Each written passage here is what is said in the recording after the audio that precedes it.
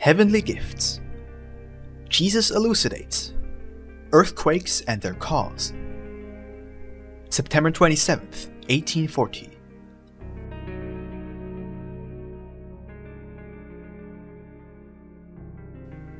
The Lord revealed the following through his servant Jacob Lorber. There are yet still many phenomenons in nature, be it large or small, of which none of the so-called nature scholars have ever dreamt of. To those phenomenons belong the magnet of the North Pole, the northern lights, the lightning, the so-called quick figments, like the shooting stars, the tiny clouds in the bluest of skies, the crystal formations, the tides of the ocean, the vibrations of the earth, a longer quaking of the same, as well as the massive earthquakes, which, as you can deduce by many examples and experiences, can more often than not completely devastate an entire region within a few seconds. To those occurrences belong also the landslides, large slumpings, occasionally even the subsidence of entire mountains and islands, as well as the splitting of the earth, the absence of wellsprings, the drying up of the wells, the massive receding of the oceans, and during such occasions, many times the spewing of smoke and fire from the crusts of the earth. There are countless other such phenomenons, which partly have already been observed, but others have not yet been seen by anyone. But of all the just mentioned extraordinary and unbelievable phenomenons, I only want to elucidate the earthquakes, the vibrations and earth tremors a little closer today, as well as illuminate other things related to them. The so-called earthquake is not something that just so happens on its own. Instead, it is only a reaction of a seismic shock originating on some loose point of the earth, which is caused through the following circumstances. Deep in the innermost constructs of the earth exist, just like within the body of an animal, some sort of bowels, and as said before, through all parts of the earth, right to its very core, countless hordes of fallen spirits are bound everywhere, and to each of them is given a certain period of time for their revival, according to my order. Now, when on a certain spot of the earth some human race becomes a bit too sensual and material, so that at their death their spirits do not pass over into the eternal spirit life, but instead return again into the death of matter, then these exact spirits once again return into the depth of the earth, and they are bound again, just as before they were born.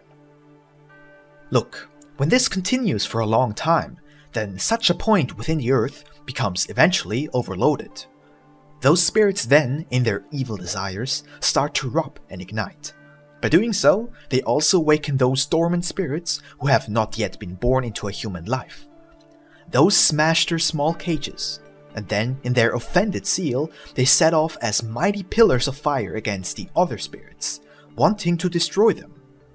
Those spirits, having already been born, but also fallen again, ignite themselves even more, since they believe that such a fire would come forth directly from me, as the so-called hellfire, to punish them. Then they are ignited by their anger against me, and they want to destroy and annihilate me, together with all the angels and heaven. When such things start to happen, then I immediately send a peacemaking, calming angel to them. He opens the gates of some large subterranean water basin. Then, guided by the angel, the water plunges instantaneously towards that enraged point of the earth. When the water with its peace spirits reaches such a point, they step outside their slight encasement, ignite themselves against such an evil gang, and chastise them with the fire of peace. The water itself dissolves into the well-known vapors, which, through such an abrupt expansion, with the help of its spirits, triggers such tremendous vibrations that such a point, situated directly atop such a location, be it mountains, cities, markets or villages, will be shaken and whirled around like chaff. Thereby emerge new chasms and crevices within the earth, which often reach way up to the surface of the earth, into which the unborn nature spirits, united with the peaceful water spirits, will be guided by the angel for their further education. The evil fallen spirits, however, those who were born already, stay calmed behind in the mud hole, that came into being by this incident. Now see, this is the true reason which is behind the occurrence of such an earthquake. However, regarding the beats and vibrations, which are commonly labeled as earthquakes, they are nothing else than the necessary abrupt modulation of the earth layers on account of the opening of the gates by the hand of the angel and the plunging of the water. These layers sometimes surround such a basin and occasionally come out of balance, when, for one, through such a higher power, the layers beneath the basin are forcibly divided up to the loose point, and secondly, through the tremendous heavy plunge of the water masses are preserved in a longer lasting tremor. But regarding the trembling of the earth after such a massive quake, this is the consequence of the withdrawal of the water spirits, together with the unborn spirits, back into the various newly formed chasms and crevices of the earth. Because for this reason, the earth was created, to hold within its bowels a fallen race of spirits, that they might eventually resurge into a free, eternal life, in and out of me. As long as there exists such a rebellious human race somewhere on the earth, so long will these phenomena occur all the more frequently, the more sensual and God-forgetting any human race on the face of the earth becomes. Look, you can clearly see how all of this is true when you look across the face of the earth and observe such occurrences every now and then, in the entire horror of their raging size. For example, the destruction of Lisbon, the ones on the island of Jamaica, as well as the ones around the mountain of Ararat, which have taken place in the exact same way as described above, and which have even reached you a few weeks ago, and not only insignificant traces. Even America has clearly felt the repeated quakes, which were caused as follows. When a continual layer of stone or earth extends underground towards such a loose point, such a quake will be propagated over a long distance. In the same way as if you attach many poles to each other, laying them onto an extensive area in a straight line. Then, when you exert a mighty push on point A of these poles, said push will travel to point B, where the poles end, and the push can be felt there at the same time it happened. In this way, such an earth tremor can be felt very far away, almost at the same time. Even though such perceptions are natural consequences, they should not just be looked at as such. Instead, if they were counterproductive, you could assume that it would be a little thing for me to prevent them. But because they are useful, out of my wisdom and love, they are rather sent as warning messengers to such places, where people know as much about me as the trees in a forest know. Such envoys then tell those people who have forgotten God that I haven't died yet, but rather still exist in all my might and strength, since it requires only the smallest hint from me. The same thing, as it happened to the region of Ararat, can also happen to such forewarned regions of the earth. For look, at a depth of barely 120,000 feet, here and there only 12,000 feet, your land, which is called Styria, is subverted through and through with large and very deep basins of water. And so, your mountains, as well as the small lowlands, rest swimming, so to speak, on the surface of these underground waters, and here and there they are connected with the inner earth through masses of stone, like tall pillars. Therefore, not much more forgetfulness of my being is needed than it is already the case, and you can rest assured that I am also well capable of demonstrating to you the same grand elementary spectacle. However, I say, woe to the people whom I am forced to haunt with such occurrences.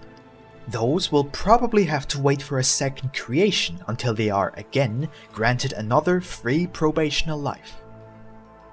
Now look, as these events occur according to my eternal counsel, in the same way not even a single droplet falls from the clouds which has not first been thought of in my love.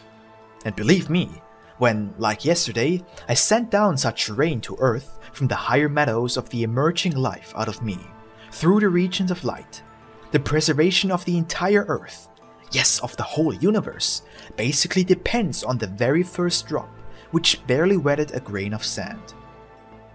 Here you will surely say that all of this is almost improbable.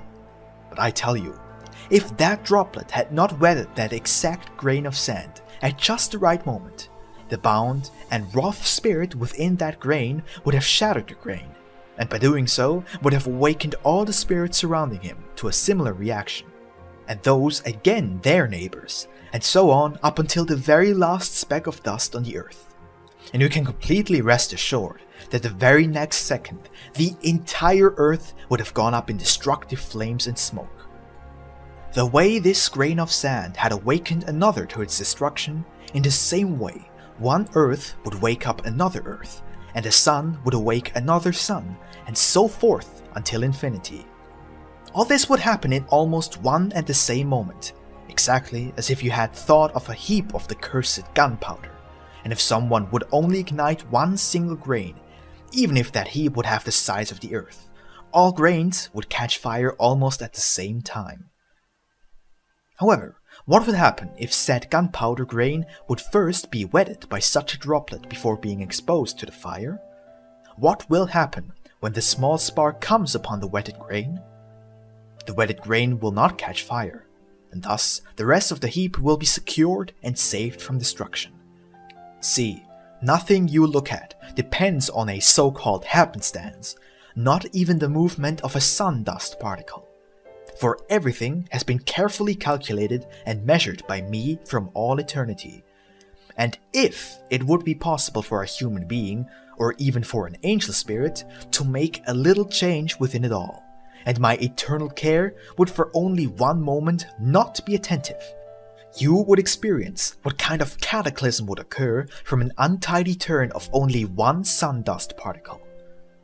But I tell you, the mass center of a central sun in its order depends intimately on the turn of one dust grain, which is not even visible for your eyes. For my order is so well calculated, and my eyes are so accurately riveted on everything, that from the very greatest to the very smallest, everything serves to preserve the other.